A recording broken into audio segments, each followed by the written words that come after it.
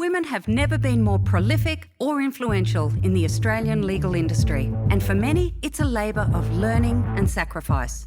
But does that mean we need to do it alone? Not anymore. This podcast by the Mentor Institute will unlock the potential of women in the workplace by tapping into the incredible experiences of successful professional women. Our founder, legal entrepreneur Val Pitt, believes mentoring is about embracing the success of a few to breed the success of many. She created the Mentor Institute to link with those who want to mentor and those who want to be a mentor in a new and unique platform for leadership. So, join your host, Jade Toomey, as she chats to sophisticated women across the country and meet the legal ladies, some of the most inspiring women in law. Who would have thought that social justice and corporate law go hand in hand? Cilla Robinson has proved that the two are, in fact, a perfect combination. She's a partner at a top-tier law firm, Clayton Utz, based in Sydney, known as the no-nonsense go-to lawyer for business takeovers, disruptions, mergers and acquisitions. This year, she was voted by her peers as the country's best in workplace relations and safety. But back in the day, though, Cilla had ambitions in the social work sector. Find out what happened, how she got where she is now, and how she ended up being actively involved in Plutz's gender and diversity programs. Welcome, Cilla, and thanks so much for talking to us. It's my pleasure to be here. Let's start first with your introduction into law. What was the driving force? Look, I think as a child I had quite a strong sense of justice. My family used to always take much pleasure and amusement in the fact that I would intervene, dating back to preschool and school days, into any sort of bullying situation and the like. So I think I had from quite a young age a sort of strong sense of right and wrong and justice. So my preschool teachers used to say that I was either going to be a lawyer or a policewoman, so I'm not sure whether that put the idea in my head. But then my sort of love of the law, I guess, started in year 11 when I did legal studies. And then the rest is history, really. That sort of made me think, look, if I get the marks to get into law school, that I'd have a crack at the law. And do you think that your perspective of law in like the organic sense, dating back to primary school or preschool even, is very different to what you learnt at uni and then again how you practice? Yeah, that's a good question. I mean, I think, you have that right and wrong, black and white view as a child, with respect to everything.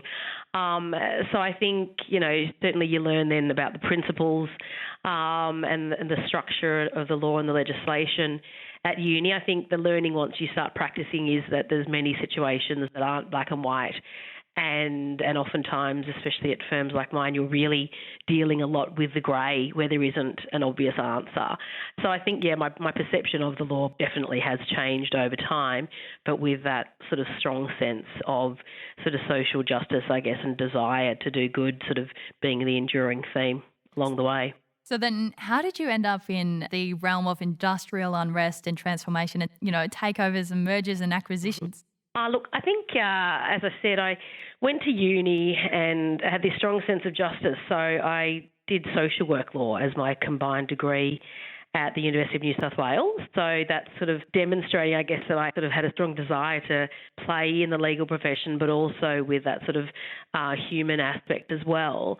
And through my practical experiences, the prac work you have to do in a social work degree to actually become, a social work professional, I decided that maybe the sort of more full-on social justice type of work instead of sort of, child legal affairs and family law was a little bit too intense for me. I found myself sort of going home and thinking about the client a lot. So the next best thing in terms of involving the human aspect as well as the law was employment law. So at uni I started doing the employment law and industrial relations electives because I thought that would sort of be a nice way to combine my interest in the human side of things as well as the law. And then I went on to go into the law firm and to specialise in that area. And so you've been described as the go-to lawyer for sort of type of law.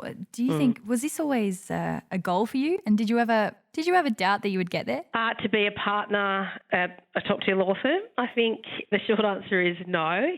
I didn't really expect to stay at a top-tier law firm, to be honest. I received lots of advice from friends that were a few years above me at uni to, go to a top tier law firm, get the best training, and that sort of set you up for whatever you wanted to do. But as I said, my social work degree and that social justice bent, I really expected that I'd probably move into more of a sort of grassroots social justice or community work field once I'd got that training, because with that second degree of social work, it kind of would have been quite a easy thing to fall into, and most of my social work law buddies did that. I found, though, once I was working in a top-tier law firm and acting for employers and large corporates, that I was able to actually be a really good advocate for the employee in any given situation, because essentially when our clients call us up to ask us what to do, we have the ability to advise them and ensure that then the organisation is actually doing the right thing by the employee. So I don't know that I didn't expect to stay at a law firm, let alone stay long enough to become a partner. I think once I realised that I had a real ability to influence for good, I guess, within a corporate law firm, then I did think, well, I've always been a sort of go-getter type person. So I sort of thought, well, partnership is the obvious goal, with a couple of points in my career that I did sort of question whether I really wanted that. And that really was when I had my eldest child and was off work for 13 months. And at that same time, the GFC happened. And so, I did question whether I was really up for the sort of hard work that gunning for partnership entailed. But once I sort of got back and recommitted, then I got back on the partnership track in earnest. And when you said before that you felt like you had, a capacity to influence change because of your social work background, do you think that more diversity in, experience, perspective and background is necessary in top-tier law firms? Absolutely. Look, I think that, as a lawyer, one of the positive skills that a good lawyer has is the ability to listen. And, as you can imagine, people that are doing counselling, like social workers and psychologists, are trained how to do that well. But I think that, our clients are diverse in terms of their backgrounds, their degrees, their nationalities and the like. And so ensuring that we too reflect that diversity is really important in terms of sort of meeting expectations and having a better understanding for the client. So, I think the fact that I'm sort of the one, as far as I'm aware, social work law student that's in Clayton Utes is kind of a little cool point of difference, I guess, which I think has certainly, paid dividends in terms of I bring a lot of my social work learnings to my day-to-day life as a lawyer, funnily enough. And for people who are kind of gunning for that partnership role and really want to follow in your footsteps, what would you say to young lawyers about the best way of managing both their workload and their personal sides to their lives? Look, I think, I think any modern sort of professional endeavour is a pretty stressful one. So I think whether you're at a top-tier law firm or a small community centre, there are challenges in terms of work-life balance. And I think, iPhones and things like that have meant that striking a balance in terms of work-life balance is a lot harder. But I think that you need to sort of think about what your priorities are, both sort of at life and work, and, balance them accordingly, because I do think that employers and corporates are a lot more aligned and understanding these days of the fact that people don't just want their whole life to be about their career, and that other things are important, whether it's their family or, playing footy or, playing the viola or whatever it might be. Having that flexibility to do it is important, and I think it's acknowledged now that it can be a point of difference in terms of if you're an employer that allows that, then you're going to be able to both attract and retain the best and brightest. So it is something that is sort of valued. Do you resent the fact that it is often more women who are asked about work-life balance than men in a lot of cases? Yeah, look, I do resent that. I think it really is a form of casual sexism that we get asked that question more than men. And I think it's, based on the fact that there is still so much gendered allocation of work when it comes to the sort of domestic side of things, because the fact that women get asked that question denotes that there's an expectation that we've got a lot more going on at home, whether it's housework or kids and those kind of other things. So, as I said, I think being a professional in the modern 24/7 connected world that we live in is hard for everybody, whether you're a guy or a woman.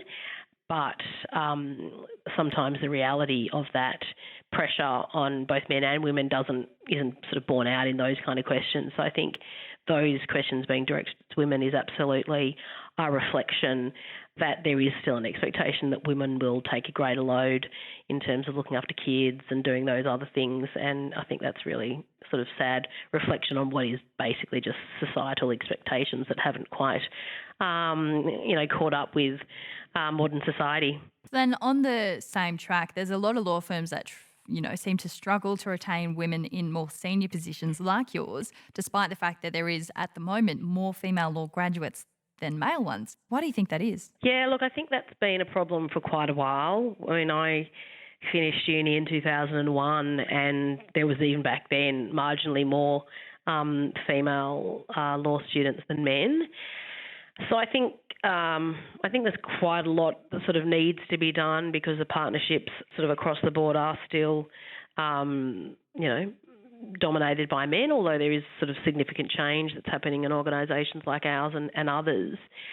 I think one of the reasons why it continues to be a problem is that, you do see unconscious bias and affinity bias in particular play out, so that, we are coming from a starting point where there are more male partners and more male white partners, and those people sort of see in people that are like them, they have more commonality with them, and so there might be that affinity bias playing out in terms of promotions and the like. So I think that is a problem that can be sort of remediated as more women get promoted and more people from sort of culturally diverse backgrounds get promoted as well. I think that sort of helps, because people can actually see, women or women of colour or, from a diverse background can make it. So that gives people the confidence that they can sort of strive towards that. I think there is also a reality that life at a law firm, and especially at a top-tier law firm, the pressure sort of really starts honing in at the point of time that also aligns with, the biological clock for a woman. So unfortunately, just as you're sort of honing in and cracking on in terms of becoming a senior associate and wanting to be a partner, it's at the same time that you'd be wanting to have kids, generally speaking. And so I think that what that means is that women do take time out to have kids or to slow down to focus on that very important part of their lives. And sometimes that means that their journey to partnership takes a little bit longer than their male counterparts. And, sometimes you do see people just self-selecting out because they decide that, it's all too hard trying to do that juggle. And I know that, as I said, I had that thought myself. Do I really want to do this? Surely there must be easier ways to make money and to be at the top of my field. So I think there's a combination of factors, and probably the other thing that is a reality is that many of the sort of positive traits and attributes of, a gun lawyer, especially in a sort of litigious context, are ones that align with sort of more traditionally male characteristics and features. And I think it's really important for people to realise that there's different ways to skin a cat, and you don't always need to have a sort of aggressive macho type lawyer in order to get the best results. And then certainly my clients have found that the opposite is the case. You have power and you deploy it at certain times, but many times over you catch more flies with honey. So yeah, I think there is a piece around the perception of what a tough lawyer is like aligns more with male attributes and female attributes, and sometimes that means that women think that they don't have what it takes to go forward, or alternatively, people above them think that they're not ticking all the boxes because there's this false belief that those boxes need to be more the traditional type. I wonder, though, what made you or what motivated you to, really get back into the game and to step up to that challenge again once you did have kids? Yeah, so I think within my team, I was always perceived as one of the sort of good lawyers that we had. And so part of it was, well, why should me having kids and all my male counterparts also had kids hold me back in a way that it doesn't hold them back? That was part of it. And I think also just I really enjoyed the client interface and the relationships that I had with clients. So, and I also had sort of carriage of most of those relationships in a full way, so that their partners weren't really involved very in a hands-on way with my matters. So it sort of seemed foolish to then continue where I was sort of one step down from the top when I was sort of running the show from my position as a senior associate and special counsel. So I think I sort of backed myself that I would be able to do it. And then once I sort of formed that view, I just thought, you know what, it is going to be hard with kids that are sort of quite young, but, you know, having the support of my husband, who's also got, you know, a big job as an executive, both of us sort of saying, look, this is going to be hard, but, you know, this is what we want, we're going to crack on, is kind of where we landed. But I think part of it was, well, I can do it, so why should I not do it? And, you know, let's do whatever I need to do to make it happen.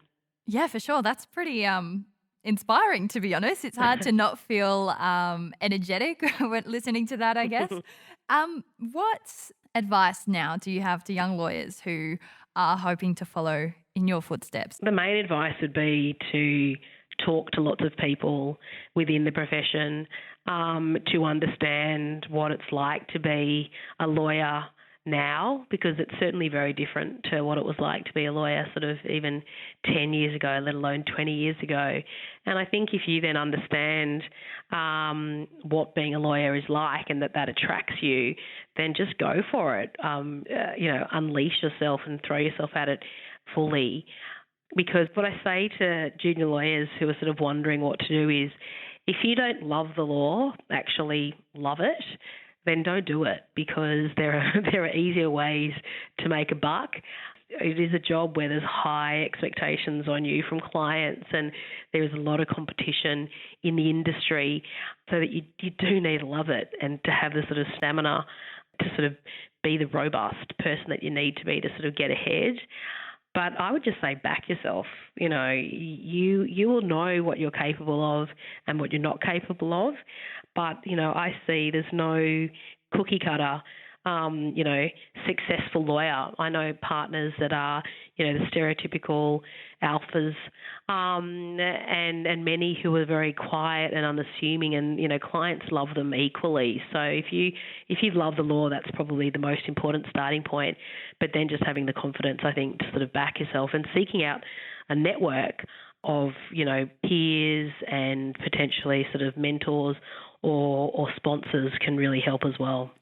When you say mentors, is that something that you've experienced yourself? Have you had a mentor that you've learnt from, or a few mentors at least? Yeah, it's funny because I haven't had a traditional mentor in terms of somebody who's, you know, been my mentor in a sort of formal way or part of a mentorship program, but I've certainly worked with people who I look up to and respect and have learnt from them what I like and don't like in some cases in terms of me then as a leader.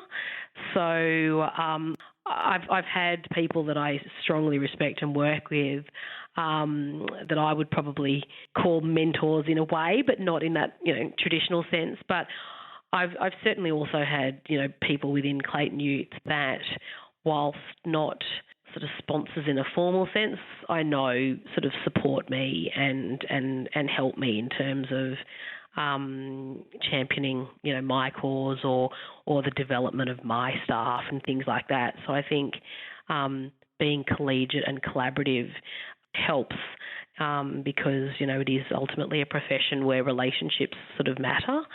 So I think taking that, you know, long-term approach to relationships also helps, and taking an interest in other people's lives and practices as well, because I certainly find that having an innate interest in people means that, you know, you have that affinity and people are more likely to help you out if you're also genuinely interested in helping them out, you know, whether it's in life or work. And I want to go back to something that you said a little earlier about, you know, knowing what you can do and then what you can't do. And I wonder, have there been any major mistakes that you've made in your career that have really, been turning points for you? Oh, look, I'm sure there's been many mistakes. I mean, I think probably what I've learnt from mistakes that I've made have actually been some of those times when I've had the benefit of an authentic leader that really backed me. And I certainly know that when I was a junior lawyer and we made the wrong call on something that wasn't really significant, but that my partner at the time just said, look, it's fine. It's not a mistake. That's, no one died. And he just went to the partner and said, look, there was this mistake that happened, and he completely protected me in that situation, and that's certainly something that I've always then done with my staff, so that ultimately the buck stops with me as the partner. And so I always say, if anyone in my team makes any mistakes or something stuffs up along the way, which it just does happen, look, it's not on you. We're all in this together, and you will never have to wear that blame. Ultimately, I'll have your back in every situation. So that has been one of the sort of enduring learnings that I've had from the benefit of being sort of protected in that same way by my former partner. Sounds like they sort of saved you from a bit of a torturous experience, but you've probably saved the same trauma for a lot of people. Which is that's right. Amazing. Do you think that it's important to kind of, pay it forward in law when there is such fierce competition? Absolutely. I mean, it's funny. I was at